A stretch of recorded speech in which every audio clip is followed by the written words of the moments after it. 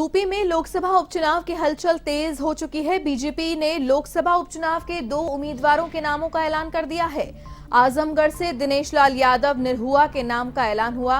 रामपुर से घनश्याम लोधी को उम्मीदवार बनाया गया है। बड़ी खबर इस वक्त की हम आपको बता रहे हैं। उत्तर प्रदेश से लोकसभा उपचुनाव के लिए 2 उम्मीदवारों के नामों का ऐलान भाजपा ने कर दिया है। आजमगढ़ से दिनेश लाल यादव के नाम का ऐलान हुआ है, तो वहीं रामपुर से घनश्याम लोधी को उम्मीदवार बनाया गया है।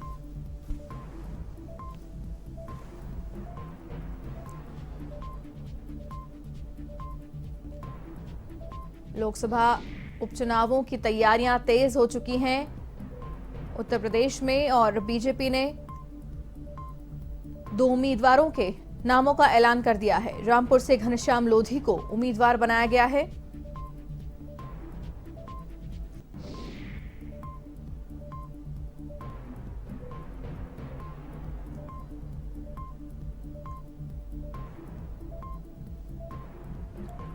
घनश्याम लोधी और आजमगढ़ से दिनेश लाल यादव निरहुआ के नाम का ऐलान हुआ है और रामपुर से घनश्याम लोधी के नाम का ऐलान किया गया है।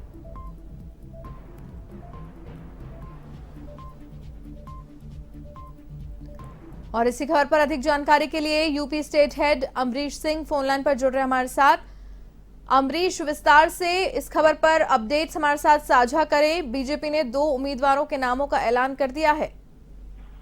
बिल्कुल भारती, निश्चित तौर पर बहुत दिन से ये चर्चा चल रही थी कि उत्तर प्रदेश में जो 2 सीटों पर उपचुनाव होना है, दोनों ही सीटें ऐसी हैं जिस पर समाजवादी पार्टी के 2 बड़े चेहरे यानी सपा अध्यक्ष अखिलेश यादव आजमगढ़ सीट से लोकसभा चुनाव 2019 में जीते थे, तो रामपुर से आजम खान, ये 2 बहुचर्चित सीटें हैं जिस पर पिछले विधानसभा चुनावों के बाद से ये चर्चा है कि आखिर इन सीटों पर बीजेपी और समाजवादी पार्टी किन उम्मीदवारों को उतारेगी। भारतीय जनता पार्टी ने 2 चेहरों का ऐलान किया है। आजमगढ़ सीट से दिनेश लाल निरहुआ जो कि भोजपुरी सुपरस्टार हैं। दूसरा नाम है रामपुर से जिनको उतारा गया है पूर्व सपा एमएलसी घनश्याम सिंह लोधी, जिन्होंने जनवरी 2022 में भारतीय जनता पार्टी का दामन थामा था। एक ऐसा समय था जब ये घनश्याम सिंह लोधी आजम खान के सबसे करीबियों में माने जाते थे, लेकिन जनवरी 2022 में समाजवादी पार्टी ने पार्टी विरोधी गतिविधियों का इन पर आरोप लगाया था और उसके बाद इन्होंने भारतीय जनता पार्टी का दामन थामा था। समाजवादी पार्टी ने भी जिस चेहरे को आजमगढ़ से उतारा है, उनका जो नाम है वो बहुत बड़ा चेहरा थे। पहले बसपा में शामिल बिहारी बाबू, और उन्हीं के बेटे हैं जिस पर समाजवादी पार्टी ने दांव लगाया है। फिलहाल ये वो 2 चेहरे हैं जिस पर भारतीय जनता पार्टी ने दिनेश लाल निरहुआ और घनश्याम लोधी ने जो है दांव लगा ली है। रामपुर की जो सीट है वो आजम खान की, आजमगढ़ की सीट अखिलेश यादव की थी। विधानसभा चुनावों की बात करें तो आजमगढ़ में समाजवादी पार्टी ने क्लीन किया था। 10 की 10 सीटें जो है वो समाजवादी पार्टी की ही थी, लेकिन अब उपचुनाव में प्रतिष्ठा दांव पर है कि आखिर कौन सी पार्टी जीतती और किसकी प्रतिष्ठा जो है वो आगे आती, क्योंकि भारतीय जनता पार्टी भी इन 2 सीटों पर उपचुनाव में जीत हासिल करने के लिए एड़ी चोटी का जोर लगा रही है और समाजवादी पार्टी भी फिर से इन दोनों सीटों को अपने पक्ष में करना चाहती है। हालांकि मायावती ने भी आजमगढ़ से मुस्लिम बड़ा चेहरा गुड्डू जमाली पर जोर लगाया है और उनको प्रत्याशी के रूप में उतारा है। अब देखने वाली ये बात होगी कि गुड्डू जमाली अगर मुस्लिम वोट बैंक खींचते तो समाजवादी पार्टी के लिए ये सीट जो है वो काफी परेशान वाली होने वाली है, क्योंकि मुलायम सिंह यादव की आजमगढ़ सीट थी जिस पर लोकसभा चुनाव 2019 में अखिलेश यादव ने लड़ा था। अब 2 चेहरे दिनेश लाल यादव और जिनको निरहुआ के नाम से लोग जानते हैं उत्तर प्रदेश में, और दूसरा घनश्याम सिंह लोधी जिस पर भारतीय जनता पार्टी ने दांव लगाया है। भारतीय जी अमरीश, जैसा कि आपने बताया कि काफी दिलचस्प मुकाबला होने वाला है, लेकिन ये भी बताएं कि बीजेपी के लिए कितना मुश्किल होगा इन दोनों ही सीटों पर जीत हासिल करना, क्योंकि सामने भी दिग्गज ही हैं। बिल्कुल, देखिए भारतीय, बहुत अच्छा प्रश्न। दिनेश लाल यादव निरहुआ 2019 में अखिलेश यादव के ही सामने खड़े थे भारतीय जनता पार्टी के चेहरे के रूप में, लेकिन आजमगढ़ की जो सीट है वो सपा की सीट मानी जाती है। बड़ा चेहरा थे रमाकांत यादव, 14 में मुलायम सिंह यादव के लिए अपनी सीट को छोड़ा था और मुलायम सिंह यादव ने आजमगढ़ और मैनपुरी से दोनों जगह से चुनाव जीता था। और मैनपुरी की सीट उन्होंने बाद में छोड़ी थी और आजमगढ़ के सांसद थे। लेकिन 2019 के लोकसभा चुनाव में अखिलेश यादव आजमगढ़ गए और मुलायम सिंह फिर से अपनी पुरानी सीट मैनपुरी पर चुनाव लड़े। अब आजमगढ़ की सीट जितनी प्रतिष्ठा वाली समाजवादी पार्टी के लिए है, उससे कहीं अब भारतीय जनता पार्टी के लिए, क्योंकि भारतीय जनता पार्टी का जो लक्ष्य है वो ये है कि सपा के तिलिस्म को भेदना। क्योंकि आजमगढ़ में जिस तरीके से बैकफुट पर गई थी विधानसभा चुनाव 2022 में भारतीय जनता पार्टी 10 की 10 सीट हारी थी।